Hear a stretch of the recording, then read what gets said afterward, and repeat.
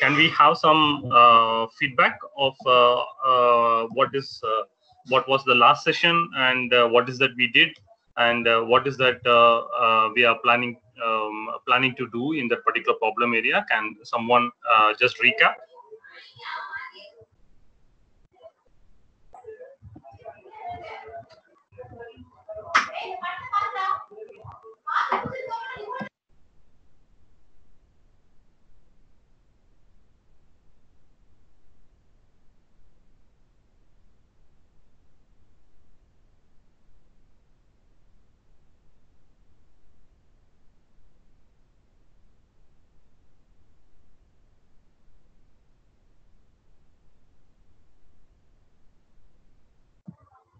Can someone recap?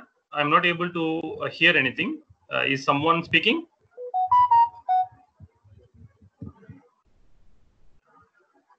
Hello?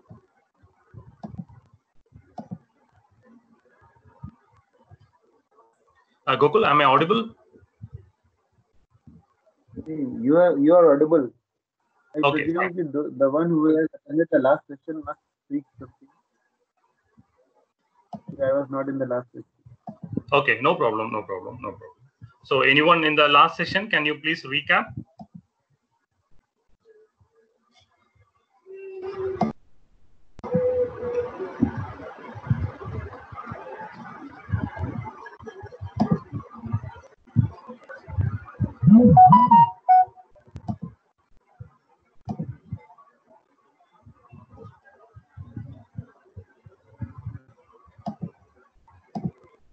Hope my screen is visible.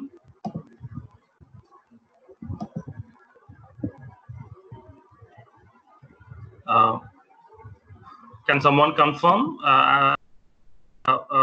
Is my screen visible? Wonderful. Yeah. Wonderful. Okay, so wonderful. So last session we saw one data set. That data set contains the solar energy production, and it also has the irradiance and the temperature of that particular the location. Okay, and it was in Peru. And with respect to date, we had the date and time. We had the data, and with that particular data, we started exploring how the pattern of data is.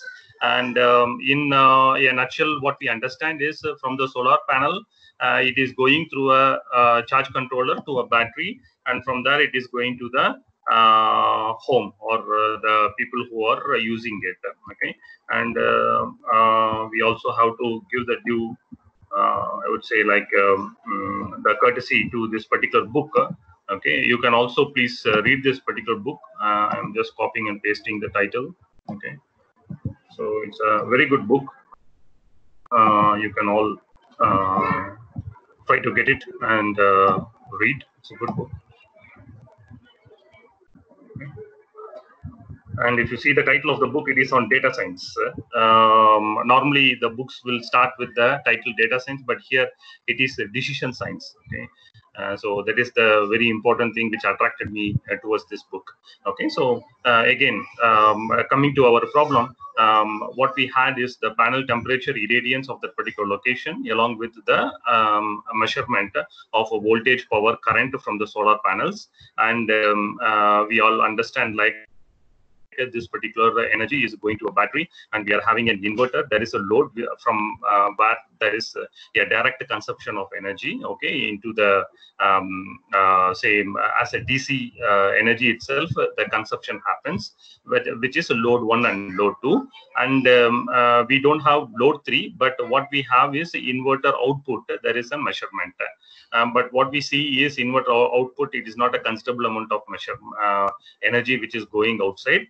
Majority of the time, the load from this particular battery is being used by directly as DC by the load 1 and load 2. This is what we understand, and we also give the data also gives a indication of what is the voltage of the battery, what is the current, and what is the power. So this is what we have. Okay, and the very purpose of this data set or the problem area of this particular customer, as per this book, is his point is at least to the important load, which is load 1 and load 2, they want to be almost immune from any external power input. So they want to have self-reliance in the generation in this particular locality using the solar panel for load 1 and load 2, and they want to also get a view on if there will be any shortage of energy for the next day, and if that particular prediction is available, probably they will be able to plan well in terms like, okay, the energy what I'm going to get tomorrow will not be sufficient from the solar panel or what is stored in the battery, so that I should plan for another source of energy. And the second is they are also having a lot of power outages. Okay, so the power outage is another data as another separate file which will be introduced in today's session. That also will be there. And we all know, like this power outage is when the battery is less than 80% of its capacity, automatically further the battery load is getting disrupted. That means it is unusable, and at the same time there is a protection circuit which will not drain the battery too much, so it automatically trips. Okay, so that is the outage data set which will also come in today's session, and we will merge that particular data inside the data of the power circuit. So we are having one data which is the manual data stored made by the staffs, which shows whether there is an outage of power, and there is some automated recording of all these sensors into another data. So we will merge these two data and create a problem statement and try to predict if we are able to predict whether tomorrow the plant or the whatever home or whatever it may be an industry, though here it is only 2 kilowatt or 3 kilowatt hour, but the same funda is there in an industry also. Even if you are having a very big industry, the number of arrays of solar panel will get increased, but again the problem area is small. So problem area is going to be similar. So it is a miniaturized industrial problem area, I would say. I would say like majority of the data from industry is not available, but authors like this particular book, they are releasing some data sets which can be used by us for learning energy analytics. Okay, so that is the thing what we are going to do. I hope we had a recall of what is that we are going to do. Now let me see in the coding part what are all the things we have done. We again I try to use majority of the cloud code. Okay, there are some packages which is compatible for cloud code, some packages are not, but so what I have done is I have just converted the code so that everything fits in with the cloud package, or I would say cloud. It is fitting the requirements of the cloud. Okay, so that it's easy for you. Even without installing the RStudio system, you will be able to see. Okay, so let's start from here. Okay, hope everyone is able to see my screen. I have just zoomed the plot what we made. There are some 104 days of data is available. So what we did for each day, how much is the solar energy which is produced and how much is the consumption, we have aggregated. Okay, whenever there is some real-time data, before feeding it into the model, we have to do an aggregation. That means we have to derive some features out of it.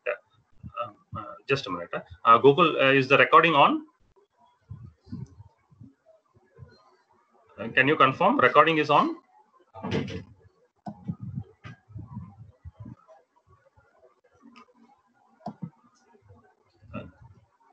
Google, can you confirm? Is the recording on? Yeah. Sorry. Yeah, recording is on. So fine. So this is the graph we took by consolidating each and every day how much is the energy produced and how much is consumed. Sometimes what we are seeing is there are some the energy production is high, but at the same time consumption is less. In this particular, I think you are able to see my cursor. Okay, maybe in February 4 or 5, that is the scenario. And some places the consumption is high, whereas the energy produced by the solar plant is less. Okay, so there are two scenarios. Sometimes there is more consumption, sometimes there is less consumption, and there is more generation. So that is how the pattern is.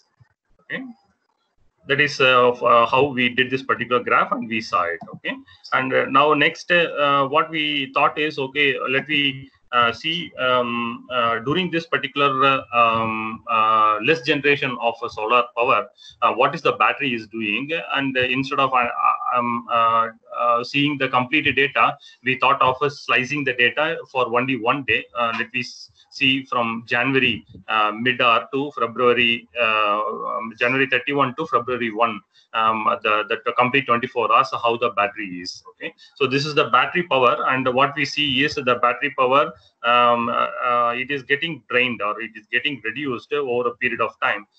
Somewhere around I think 8 o'clock or 9 o'clock, the battery power is getting reduced, and after that it is picking up and it is increasing. Okay, whenever it is increasing, it is obvious like there is more generation but less consumption. Okay, so and over a period of time it gets reduced because irradiance will get reduced, solar energy power reduction, power generation will be less. Okay, so that is how the battery cycle is, and it is the end of the day, so all the loads are shut down and people are going home. Okay, so that is how it is. Okay, now just seeing how the battery voltage is, whenever there is consumption, okay, the battery voltage drops, and whenever there is generation in the solar energy, that time it is charging. So during charging, the battery voltage is high, and it is going maybe up to 112 or 110 volt or something like that. Okay, and what we can also make from this is there is an upper cutoff, that is the maximum voltage what the battery can hold, and whenever there is a discharge, there is a lower cutoff. Normally, as we all know, normally we will trip the discharge of the battery over a period of beyond the level of voltage, because it is not healthy for the battery. So there will be some permanent distraction in the battery structure, so we will not do that. Next is battery current. It is very similar to power. Okay, very similar to power. It is almost following what the power is following. Okay, so that is the next thing. Next another thing is, now we know how the total energy and how the total energy consumption is. And now let me split the load into two. One is load current 1 and another is load current 2, right? So there are two loads, okay, load 1 and load 2. What we can also see is load 2 is almost the same, but load 1 there is a variation. Okay, there is a variation, and this variation is happening around, say, some 5:30 to some 8 o'clock. The variation is very high. That means it is on the higher side. Probably during that time, everyone is coming inside and they are booting up or some operation which is leading to higher energy consumption. This is very similar to our peak day. Okay, so there is a peak hour. Okay, and after some time, around 10:30 or so, again there is another peak which is coming, and again after 7 there is another peak which is coming. Okay, so that is how the pattern of the load curve of the load 1 and load 2 looks like. So with this understanding, we can see like, okay, there is a variation in energy consumption. Okay, so that is very important. Okay, and this may not be required, just as I think we did it for some time. Fine. So this is where we left last time. Okay, and I'm just going to that particular place where we left. Okay.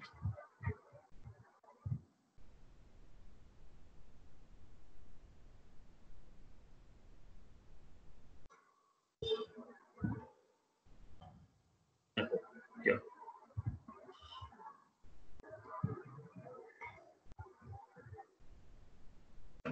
Okay, so now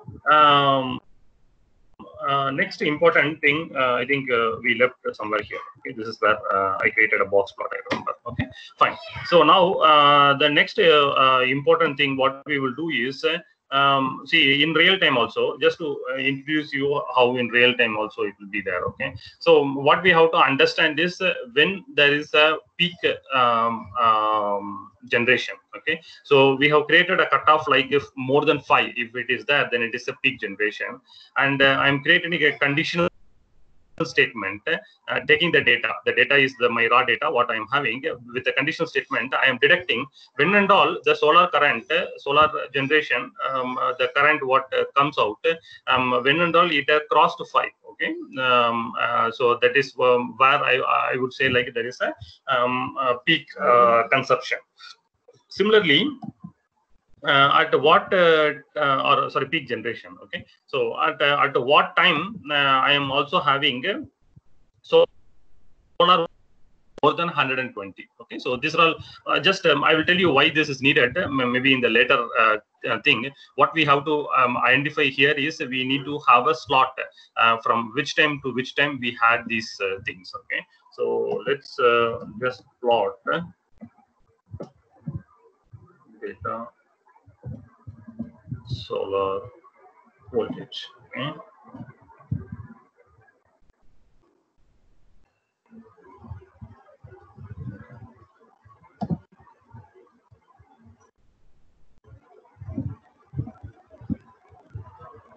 So this is how the total voltage looks like. Okay, so what I am creating is a cutoff after 120. Okay, somewhere here I am creating a cutoff, and I am seeing between what period of time the voltage is more than 120. Okay, and this is like there is a considerable amount of generation. Okay, similarly, if it is more than 5, similarly, if I'm able to plot the solar current. So I'm plotting the solar current, and here if you can see 5 is a decent cutoff. You see here, so more than 5 is the I would say like there is more consumption. Okay, and the generation is really good. Okay, so that's why I'm creating the cutoff 5. Okay, so 5 and 12, these are all this can be varied. You can change it. It's not like firmly you have to be like this, but this is just to put a context, like we need to derive some features when we are when we had a good generation. Okay, a good generation where that generation is sufficient to cater both the load, at the same time it is also able to charge the battery.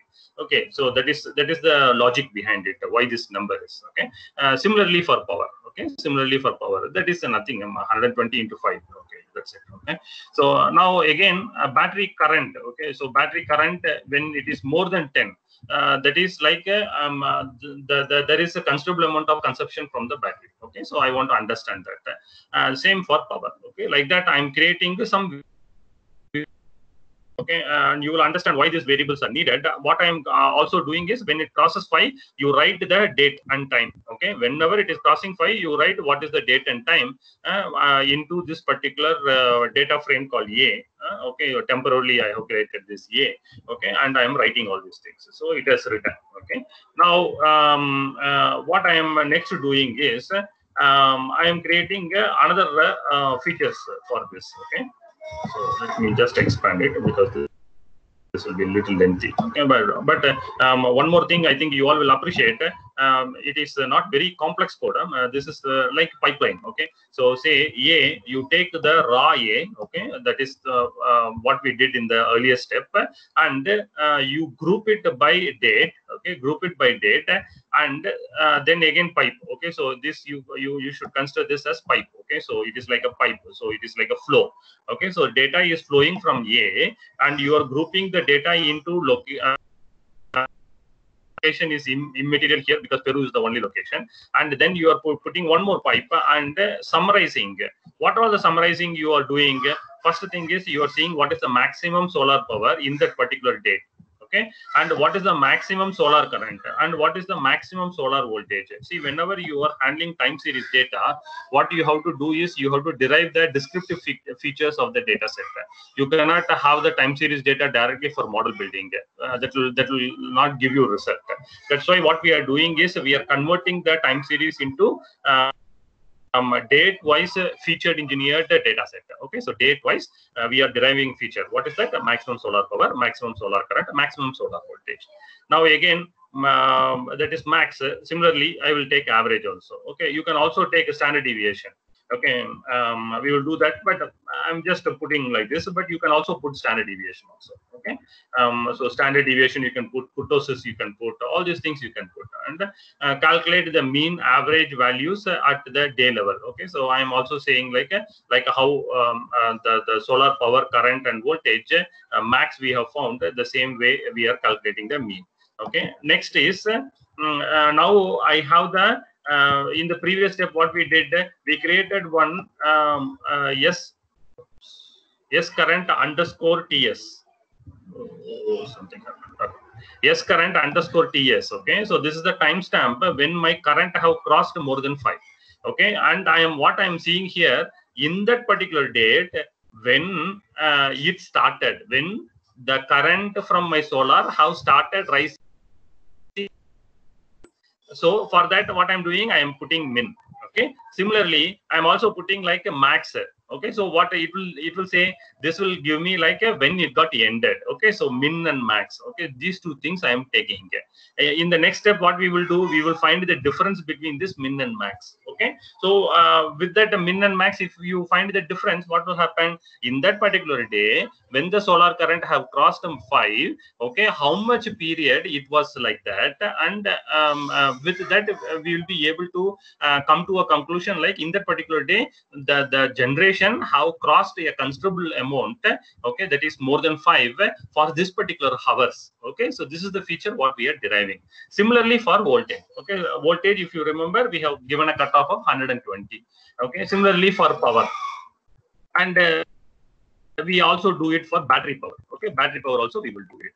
Okay, so and similarly we will do it for battery current and battery power. Like that we will do it. Now next is energy. Okay, this we did in earlier step also. What we are doing is for every day, what we are doing, we are creating a cumulative sum, or we are creating a sum of all the energy what it has consumed. Similarly, load 1, what is the energy? Load 2, what is the energy? And second is inverter. Okay, how much is the energy? Okay, so why inverter is important? Inverter also takes some energy and it gives to the AC load, but it is not considerable. But let me create a sum of it. Okay. Now next thing is next thing is the first battery voltage and last battery voltage. That means that the end of the day, when I completed my operation of that particular plant, okay, or I'm shutting down everything and going for sleep in a home, okay, and I am having a rooftop solar, or I am in an industry, and in the industry I am locking down or shutting down for the day. Okay, so when I started, during that time, what is my voltage? For that, you see, it is pure English. You put first, automatically it will give the first voltage. Okay, you create the last, it will create the last voltage. That's all. Okay, so it's very simple language R. Okay, and I will also, end of the session, I will show you with R how you can create some apps. I have created some demo for students, because nowadays more than creating an analytical problem, you also have to create a product out of it. Okay, otherwise it will not be appreciated by your recruiters. So I have created, I am going to show you how an app also can be built. Okay, so now what we will do, we will execute everything. Okay, so control and enter is for execute. You can see in the bottom it has executed everything. Okay, now let me explore what all the things has come. Okay, so first thing what I want to see is whether there is any variation in the battery what is that battery voltage. Let's see. Okay, so to see any variation, what is the best plot? What we will use is box plot. Okay, box plot. A is the name of the data frame. Okay, A dollar. What is that I need? FBAT. FBAT is the first battery voltage. When I started the day, what is the battery voltage? Let me see how the variation is.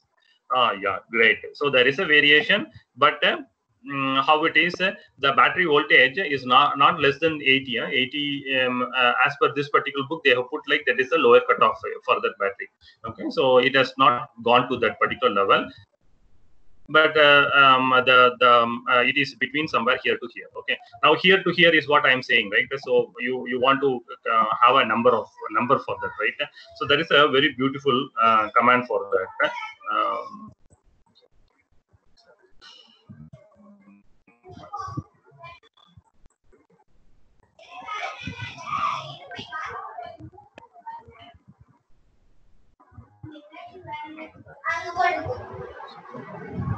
Just a minute, I forgot that command. Dollar group 5. Okay, so I want to find the yeah, IQ or interquartile range. Yes, yes. So the interquartile range is 2.7075. So next I want to find is the mean. There is a shortcut. I don't know. For some reason it is not working. Okay, the mean is 97.5799. So the straight line in the middle of the box plot is 9.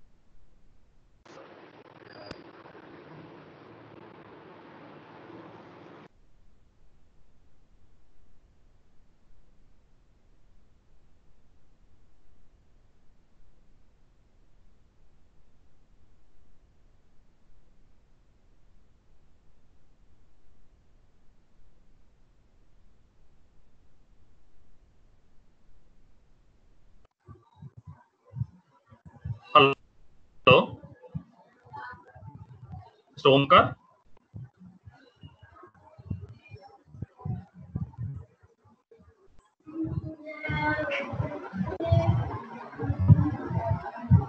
Hello, am I audible? Yes, yes, please go ahead. No, someone have put like I am not audible, na? Mr. Omkar, am I audible? Only now I am audible.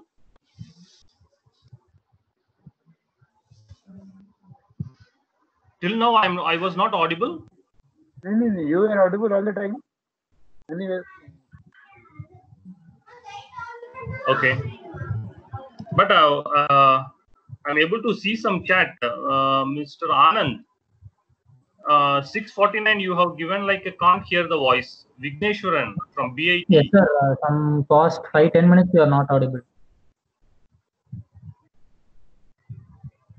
Some noises were coming, some background noises were coming.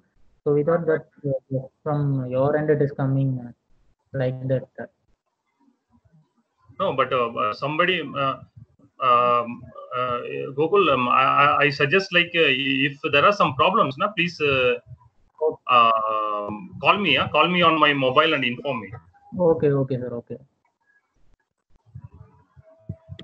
I don't know where I stopped. Where we stopped the discussion. Can someone point me out? Looking for some quotes, right? From that point of time, it was not audible. Sorry, which? Sorry? We were looking for that some quotes, right? From that point of time, it was not audible.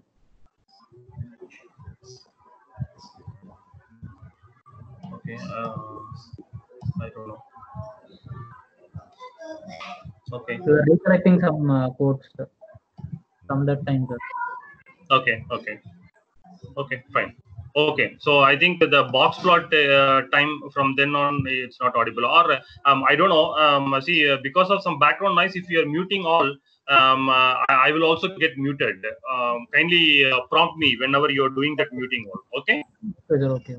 Could be the reason. I don't know whether that is the reason. Okay.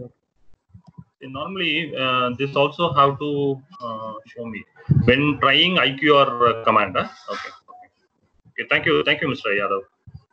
Fine. So IQR is the interquartile range. Okay, so interquartile range. I think we tried it and we showed. I showed you like what is this interquartile range, and we also were discussing on this FBAT and LBAT. Okay, so LBAT is the last battery voltage of that particular day. That is very essential because the consumption is starting before the generation. So generation starts after 8 o'clock only. Okay, after 8 o'clock only you can see the generation is starting, but the consumption is happening even before that. So that is a very important point, but we have to keep in mind. Okay, so that is the reason we want what is the reserve battery power which is available.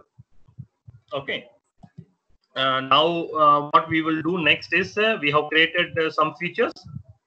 I hope during this time it was audible.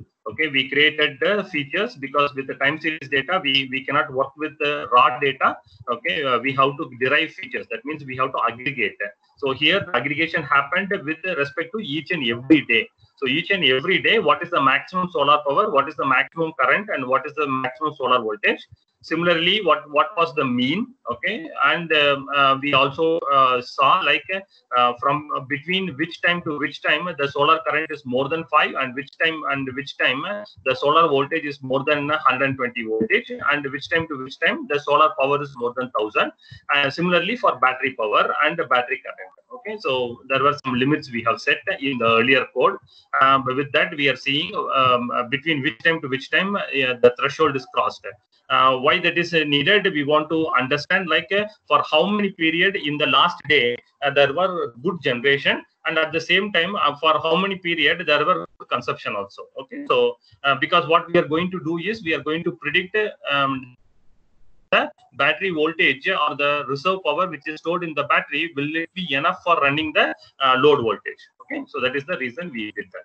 Okay, so now what we will do is that min and max what we tried so that is actually an absolute number. Okay, so what we will do, we will convert that into a time format. UTC is the universal time format, right? So that time format we are converting so that we can do some work. Okay, so what is the work we are going to do is once that number is converted into date and time, we have to find what is the difference between the min and max. Okay, so that is what we are going to see. Let's try. Say I want to plot the diff time, okay, of a dollar. What is that? Yes, current.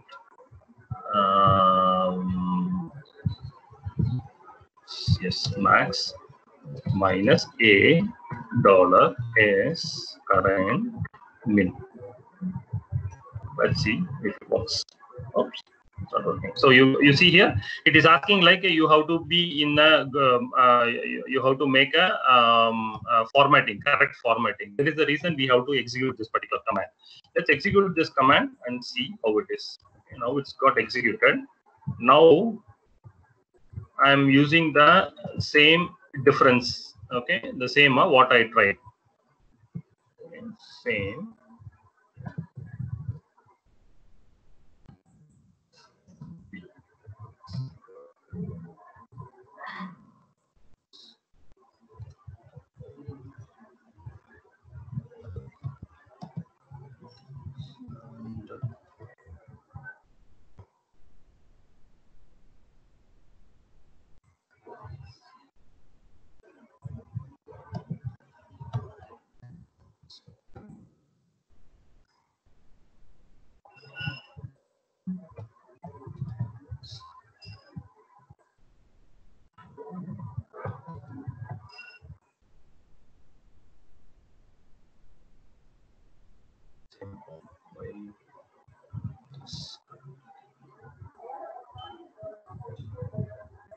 Sometimes we will have these kind of problems. We should not get discouraged. Yes, underscore max. Yes, underscore. Yes, underscore current min. Current min.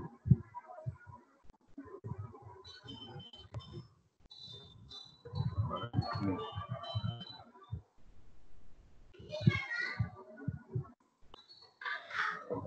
Why again I'm having this problem?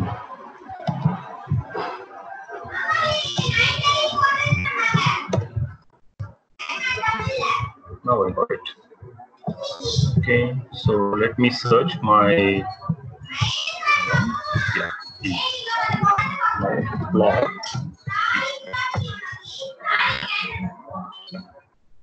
So this is the time for each and every day.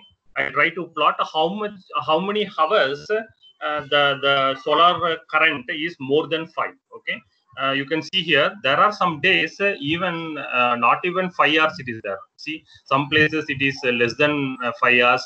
Some places it is less than 6 to 5 hours.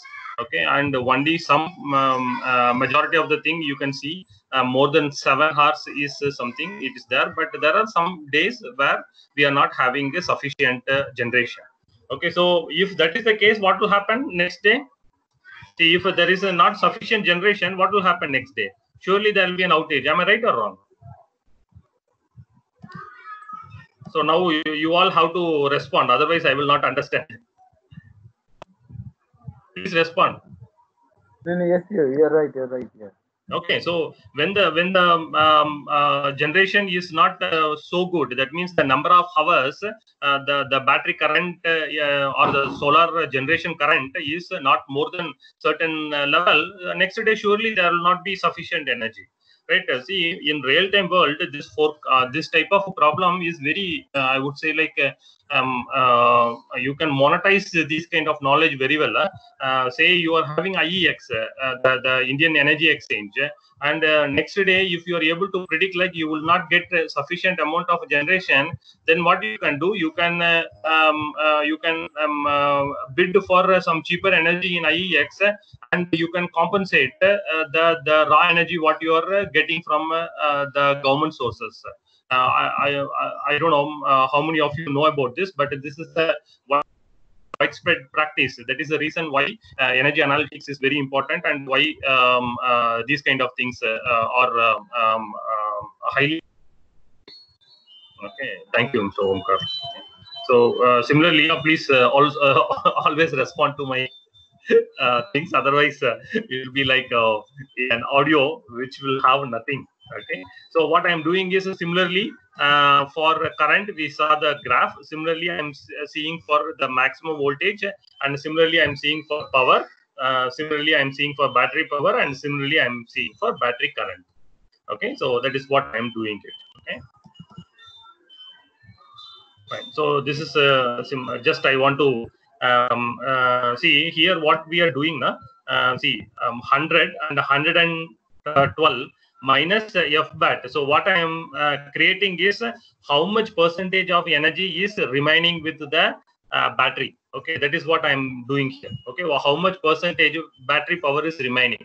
Okay, so how much was remaining when the day started, and how much was remaining when the day ended? Okay, so this is what we are doing it here. Okay, so 100 minus 112 is the maximum voltage of the battery, minus what was the battery voltage in the starting of the day, into 2.916. Okay, so what this gives is the percentage of energy which will be remaining with the battery. Okay.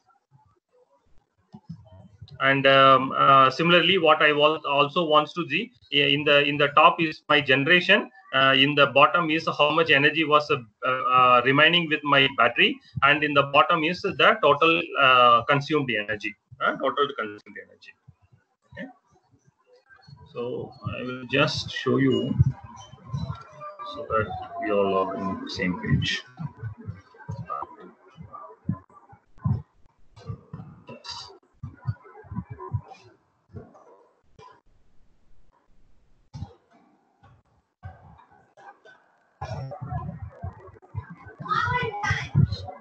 Yeah, here the battery maximum voltage is 112 and the minimum is 88 volt.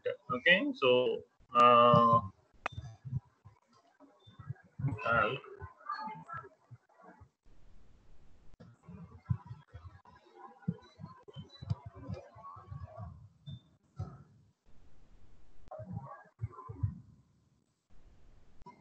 and the battery is never allowed to drop below 30% of its capacity for performance reasons. Here 112 indicates 100% energy, and 88 volt indicates 30% of energy reserve. Okay, 30% of energy reserve. So 133 30 now, right? So we have R net. Okay. So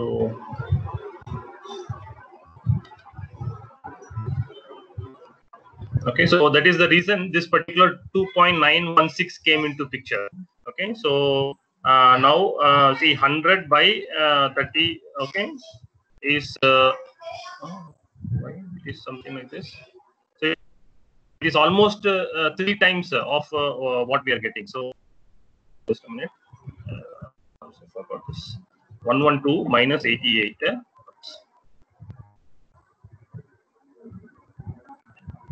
Okay, 24.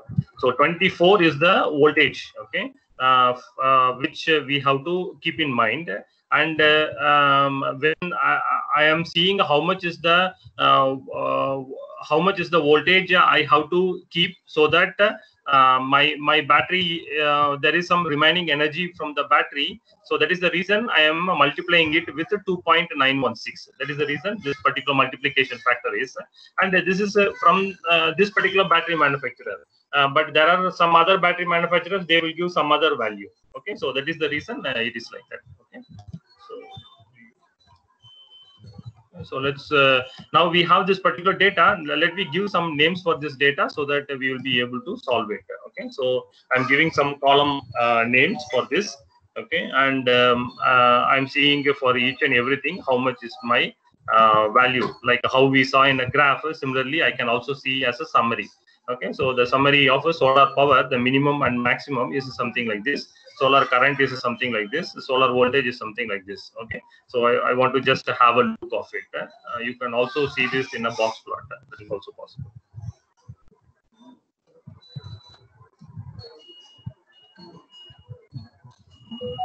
Okay, so that is also possible. You can also zoom in and you can see, okay, so my solar power is between this and this, but there are some outliers. Similarly for solar current, solar power. Okay, so something like this you can also see.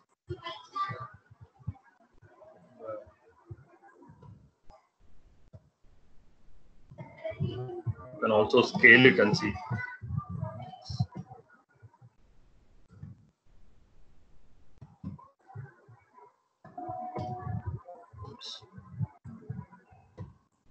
I don't know, something happened in the cloud environment. I'm not able to type that command.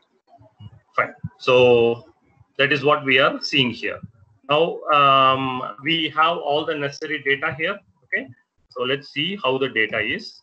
So this is the data. Okay, A is the data where I have the date. Okay, and I have the maximum solar power, maximum solar current, maximum voltage. Okay, and I also have when the solar current crossed 5 and when it got ended. Okay, for each and every day, and I have derived some data out of it. That is the where is my how the mean of solar energy, the max of solar energy. Okay, the duration. Okay, that is also there with me. Okay, in terms of minutes, 537 minutes. Okay, voltage more than 112, 701 minutes. Okay, like that I have all this particular data and the total energy consumed and what was my battery in the initial and what was the battery in the last. Okay, so like this I have all this data. Now there is one more data which is coming in, which is my outcome data. Okay, this is also the author have given this particular data in the URL. Okay, and let's see how this data is. Okay, outcome is the data. So what this data has is date, and there is a flag. What this flag is, whether next day they had the shutdown or not. Okay, that is the flag they have set. Okay, next day whether they got the shutdown or not. So now what I have to do. Now I have the features in this particular A data frame, and I have outcome in this outcome data frame. What I have to do now before building the model? Any answers?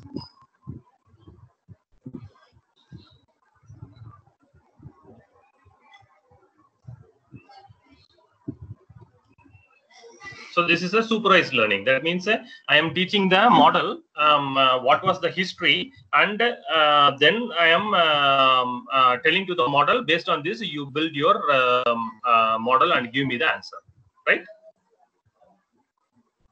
So what I have to do next?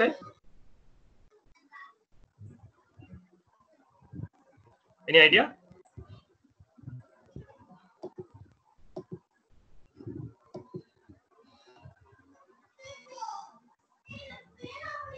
Any idea what we have to do next? Can you unmute your mic and speak?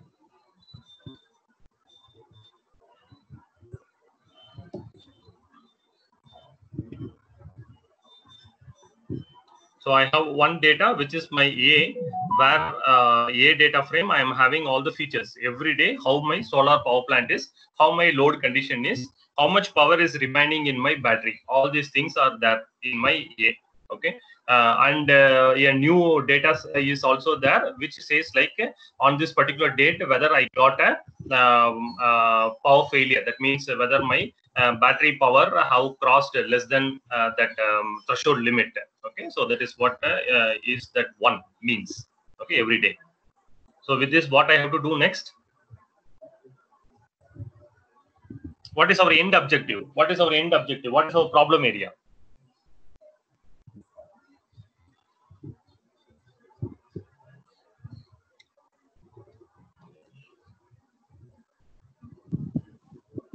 Arjun, Dharani, some people who are left, but someone please respond. Mr. Anand, any idea what is that we have to do next?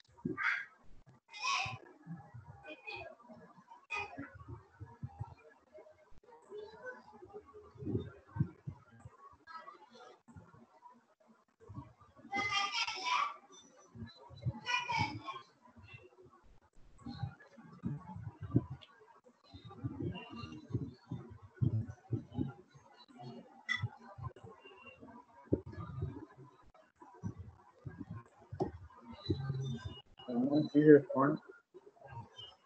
Yes, sir, please.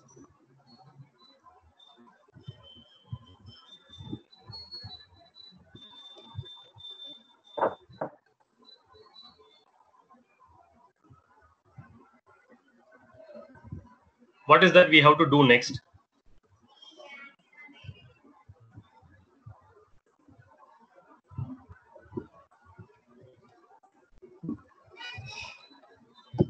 See, we are having two different data frames. First, we have to combine these two data frames into one. Okay, and can someone tell me what is my Y here and what is my X here? See, in any data science problem, Y is equal to a function of X. Okay, at least tell me what is my Y here and what is my X.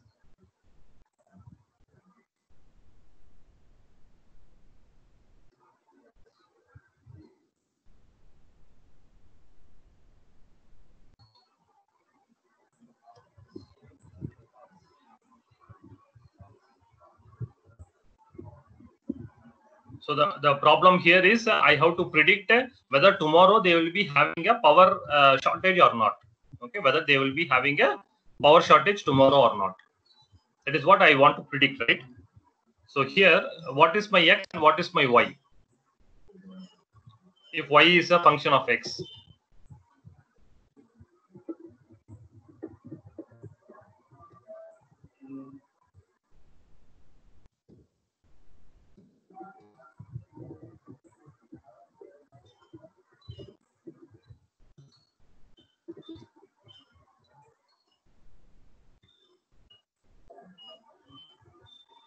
Can someone define what is this outcome data frame is all about? I explained this, right? What is this outcome data frame all about? What is this flag? I mentioned this, right?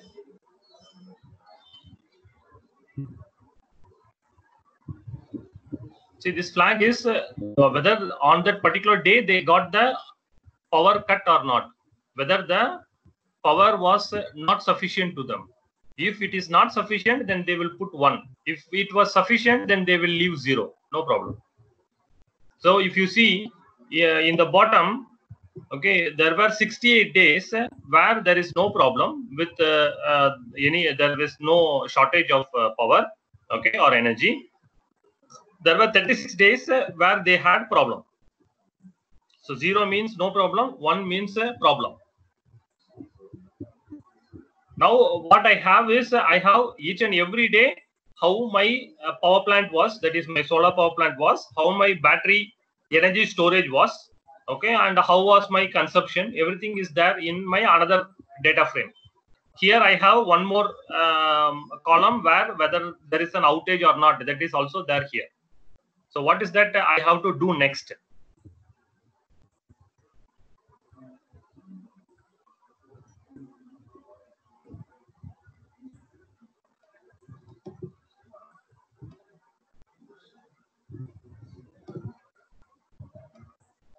See, if you see, Basically, your objective is to that whatever from there was a deficit, from there was excessive power.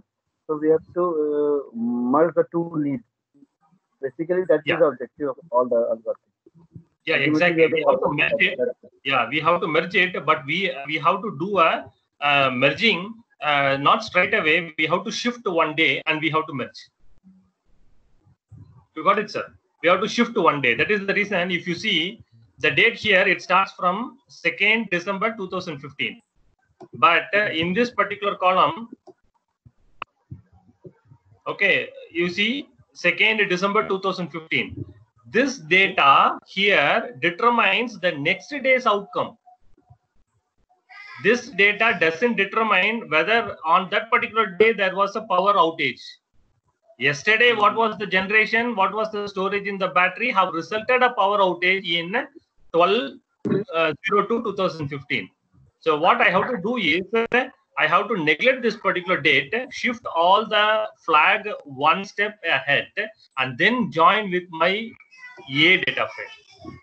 Because whatever is the performance of the generator or the solar generator here and the energy storage here is going to affect my next day consumption. It is going to determine whether I will be having a shortage next day. Here I have the data for each and every day.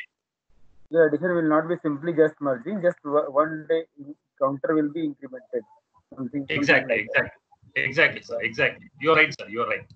So that is what I was expecting from you. So that is the shift what we will do now. Okay, so let's do that particular shift and merge it. You can see here, this is the merging what I am doing. What I am doing is the day level, okay, is the data frame what I am creating I am doing a join. Okay, so merge is for joining. Okay, merge is for joining. Okay. Merge is for joining the two data frames. Okay, and I am doing an inner join. That means all the data from one data frame should be there when after I do a complete merge. Okay, so that is the thing what I'm going to do. I'm going to do an inner merge.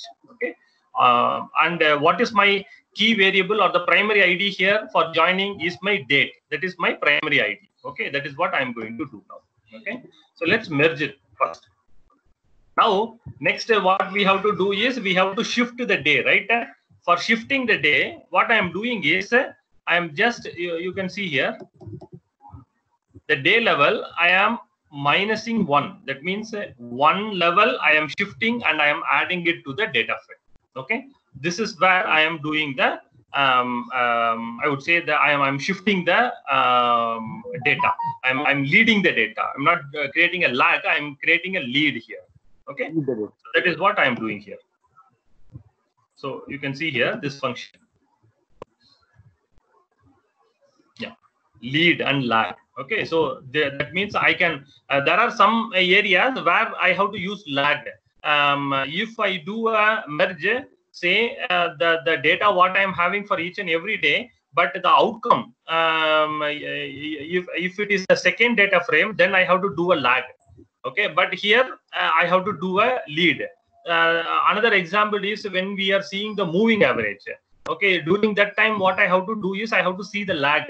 That means my periodical, the say last 3 days, what was the generation, whether that is affecting my today's generation. So in those kind of scenarios, I have to use lag. When I have to see like next day, what is going to happen that I have to find out with today's data, then I have to use the function lead. Okay, so this is widely used whenever we are doing this kind of work. Okay, that's why we are using the lead function here, and I am creating the data frame. And see what will happen once I create a lead. Okay, what will happen is the last data set will be free. That means I will not have any outcome there. So what I am doing is I am removing that particular last row of the data frame. That's why I am creating a -1 here. Okay, and I am moving it here. Now everything is set. Let's see my new data frame. Instead of 104, it is now 102. Okay, you know like why it is like this, because we have created this lead. Okay, that is the reason this is like that. Okay, so one in the starting and the one in the end will be lost. That's why I am getting instead of 104 days, I am getting 102 days. Okay, so now I am having this particular data, okay, with me.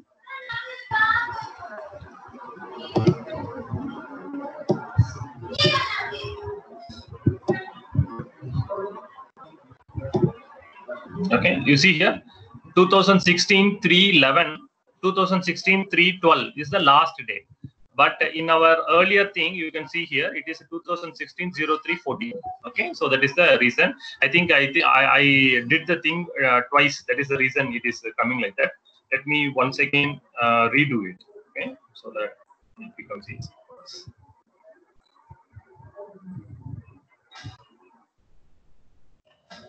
Okay, so this is where I am creating the day level. Okay, now I am merging the day level and outcome, and I am doing it with the primary key, which is my date, which is common in both the data frame. I am merging the things. Now I am seeing the dimension. It is 104 days. Now I am creating the lead. Okay, I am creating the lead. Okay, let me do that lead. Now if I see, again it is 104, but you can see here there is one problem.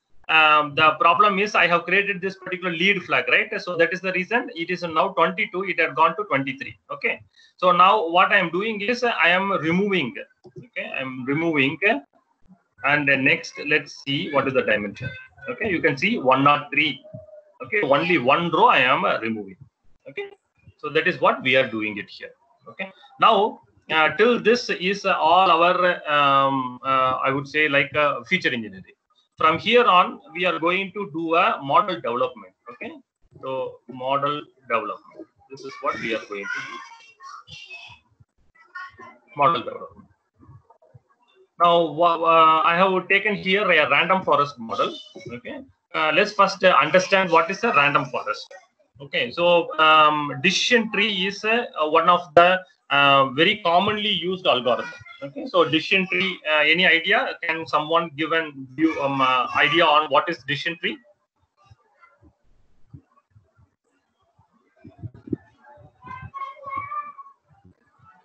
You will create some logic. You will create some logic. Whether this is true, then you have to do this. If this Wonderful. Not, Wonderful. Yes. So it is a set of something like a rule-based system. Okay, so if this is like this, then it is like this. Then if this is like this, then this is like this. Like that, you can write this particular complete decision tree as if then else statement. Okay, completely you can write it. So that is a decision tree. But in a decision tree, what happens is a decision tree is very similar to how human thinks, right?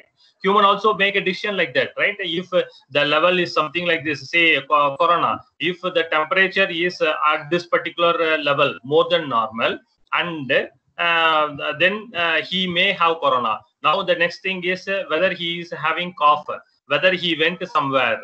Okay, then if you say like this, then he will surely have corona. Then the probability get increased. So that is how the decision tree works. Similarly, random forest is also a type of a tree. But in this particular tree, what they do is that overfitting, they will say that the model will by heart everything. So in order to avoid this particular by hearting, in the random forest, iteratively, they will grow the tree. And what they will do also is whenever there is a misclassification, during that time they will create some weight, and based on that they will create an importance, and with that particular importance all come together. That means you can have a analogy like instead of making a decision based on one person's view, you take almost all 100%. Some people will say bad, some people will say good, and some will say bad because of this particular reason. Okay, so all this opinion, if you club together, then it is a random forest. Okay, so simple analogy, if I want to put it here. Okay, explaining about random forest is, yes, hello? Analogy is very right, yeah, absolutely. Yes, sir. Yes. So going into the mathematics is not needed for our this particular session. So let's go in, build that particular random forest.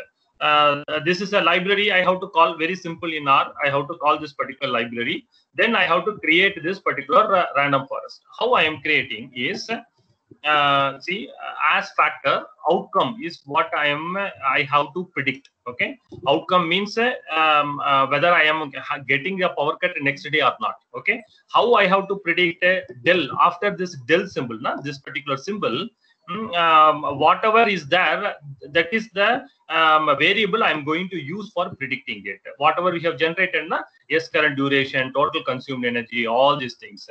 Now I told like 100 people, right? Here it is 500 people. Okay, so 500 people, and it will not do only once. Iteratively, it will do 4 times. So it will try 4 times. It will try, and then he will see whether what is the general opinion of the people, and then it will do a weightage, and based on the weight, it will make a decision. Okay, so that is what it is doing it. So 500 people. Four times repeatedly, it will ask, now you tell me what you say, whether tomorrow I will get a power cut or not. Okay, now like that, it will ask opinion for from 500 people 4 times. Then it will club all those things in a statistical manner, and it will give you the result to us. Okay, so in that way, random forest is a very good model. Now I have created the random forest. Now what I have done is I have created a split of the data. I have created a training sample, and I have created the test sample. Now let me see, with the training data set, it has done all this particular thing. Let me see how in the test data set it is working. So fit is my random forest model. Fit is my random forest model. You can also see the summary of it.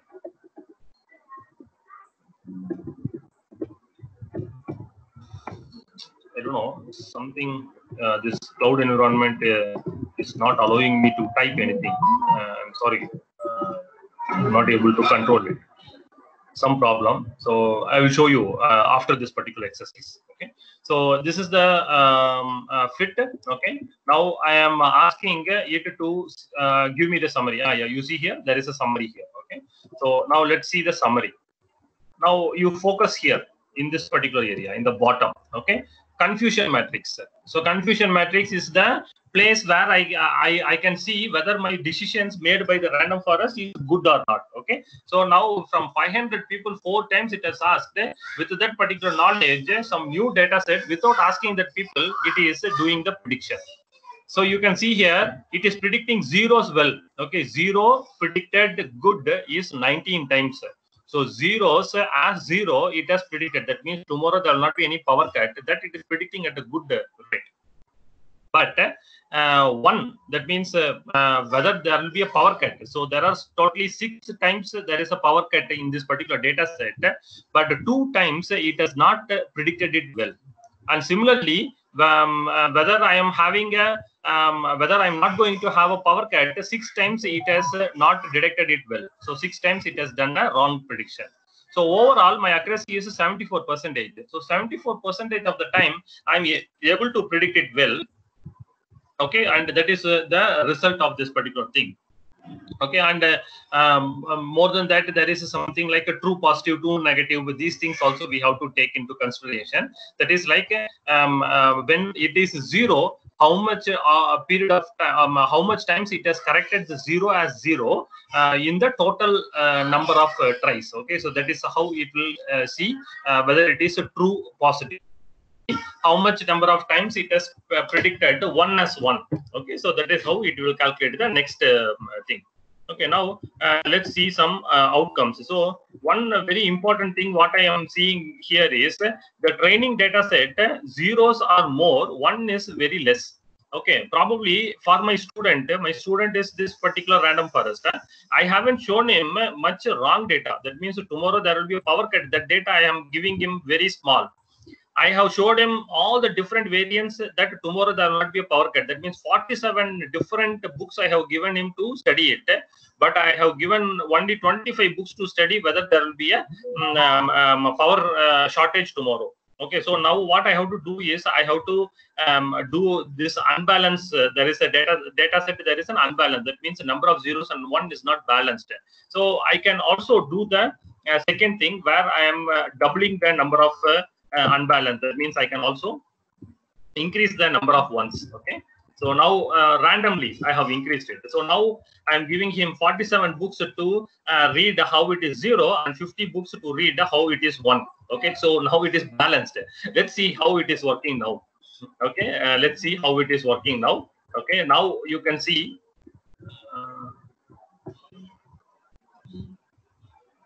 okay, let's see. Oh, okay, I have to run the code once again.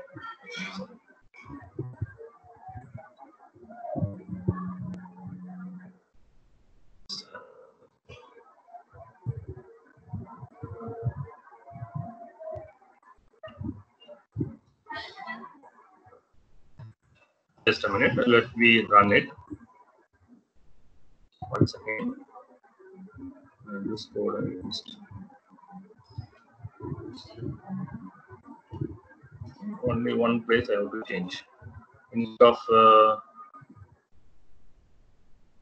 my data as train, I have to put this as new train. I will put this as a new fit.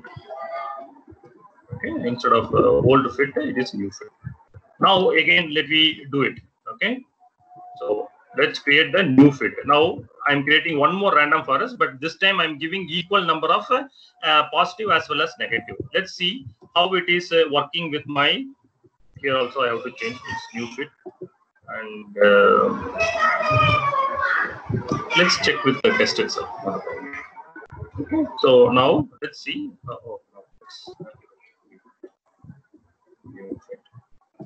And see the result. Yes. Now the result is result have not changed much. Okay, have not changed much. So it is the same. Result have not changed much. I'll just check whether there is some mistake we have done.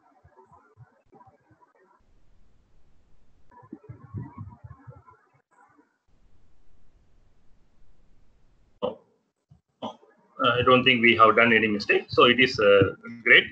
So now it is rest assured, even if I teach my student, okay, with a good number of equal books, my accuracy is not going to change much. Okay, so I can leave it, not a problem. Okay, so that is how we will predict it. So now my model, if I have the previous day data, what data I need?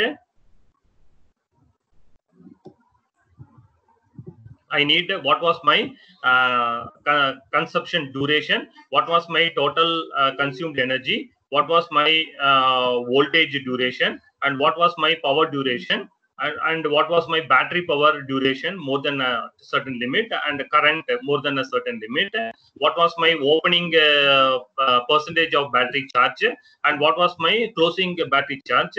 Okay, and how the solar energy mean max, okay, those things, and how my load energy consumption was, okay, load 1 and load 2, and how much was my inverter. All these things if I put inside, give it to the model, then it will predict next day at an accuracy of 74% whether you will get an outage or not. Okay, so this is the prediction what the model can do. Okay, so obviously there are other methods. Random forest is one of the method. There are other methods which we will see in the next class, which is called the stacked ensembles. Okay, random forest. There is one more. There are boosting models. Okay, that is called XG boost, extreme gradient boost.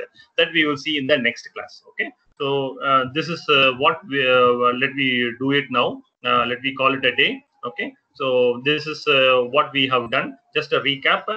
We got all the data, which is a time series data for each and every minute the data is available.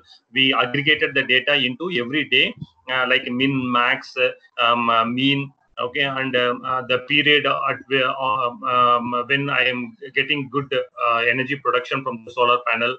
Okay, all these things I have clubbed into a data frame called A.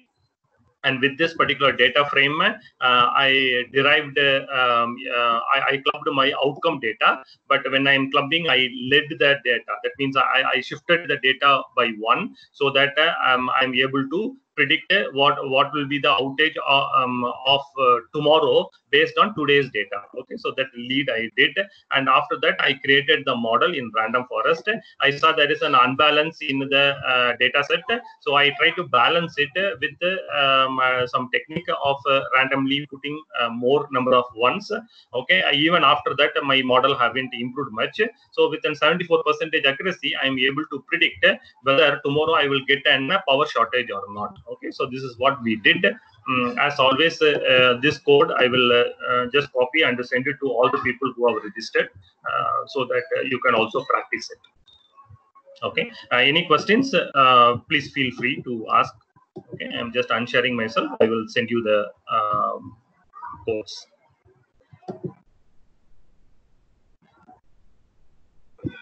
Any questions? Kindly ask. Sundar sir, I am not happy with your students. No one is asking question. No interaction with the presenter. I don't know whether they are doing some work or not. See, senior people like Mr. Anil and all, they are asking questions, but your students are not even asking any questions. Probably you have to give them the some IEEE members are just it is an semester 4, so it is very new to energy analytics, those things. No. See, if they are new, now they should ask a lot of, I would say, like questions. I will be happy to answer, sir. Okay, fine, sir. Okay, sir. They are new to our RStudio Cloud and all, so they are practicing for a week itself, and they will be in. I think at the end of the session they will make out everything. Okay, actually the students should have been more interactive, because the flow by which Momo sir was studying, that was understandable for everybody. So that there was nothing very much peculiar in that. Very much logical it was. So if they could have taken a bit of interest in, I think some interest, some application is required by the students also. Anyway, I hope they are listening and they will come up with that. Thank you, sir. Thanks for the note, Sundar sir. I think I'm trying to explain as slow as possible, and I don't mind repeating it also. Okay, and there is a question from Bharat Kumar. How to become an expert in this coding? See, first we have to start here. You ask me questions, only then I will become an expert. Following me, you can also become an expert. So Bharat, the only way of becoming an expert is asking questions. Okay, it may be questions here in this particular forum, or in say you can see. I don't know whether you have seen my screen. You see here, GitHub. Okay, what is anomaly detection? I'm studying it. I'm asking questions to people. Okay, that is the only way you can master it. You see here, anomaly detection, how to master it. There are some example data sets. You can understand. You can you should pull this particular data, ask questions, read books. That's another very important things. Okay, there are no shortcut. We have to only see. I think you are able to see my screen, right? So see, I am also asking questions in these kind of forums, learning, and then I am condensing it, recapping it for myself, and sharing with people like you, so that you can understand. How could we use R Cloud in mobile desktop view? Mobile desktop. Will it be efficient? Cloud is efficient everywhere. Na? See, it is just you have to log in. I don't think it will be a problem for you. Even in a mobile also, you can do it. What I suggest is you copy and paste the code what I am sending by email. Okay, I think last Kalayasan, can you confirm whether you got the code of my last session? Please unmute yourself. See, I think Chaudhary sir will not mind if you talk in Tamil also. No, sir, I not tried it.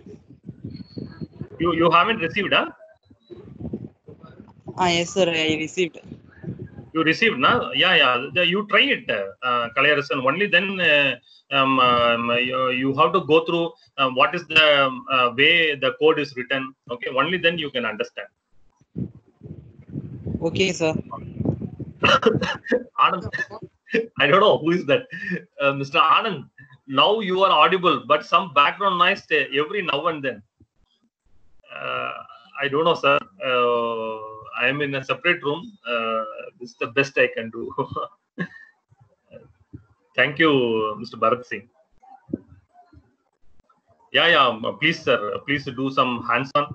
Obviously, you will get stuck up. You saw, na? I also got stuck up. What is the command for this? Okay, so you will get stuck up. That is not very important. And language is also not very important, sir. What is very important is algorithm. How we are going to approach the problem, that is very important. Today R is there, tomorrow they will say everything in Python. Okay, tomorrow they will say like there is another language which is coming up. People will start jumping from one place to other. Very important is the methodology what we are following. That is only very important. Language is not very important. And thank you, Mr. Bharat Singh, for your thing. Okay, so I hope everyone is getting the code. Can everyone confirm? I think Mr. Bharat Singh, you were there in my last session also. You got the code? Could you please send all the codes so that we will go through and we will clarify? Sure. I will do one thing. I will just copy my entire code, what we created.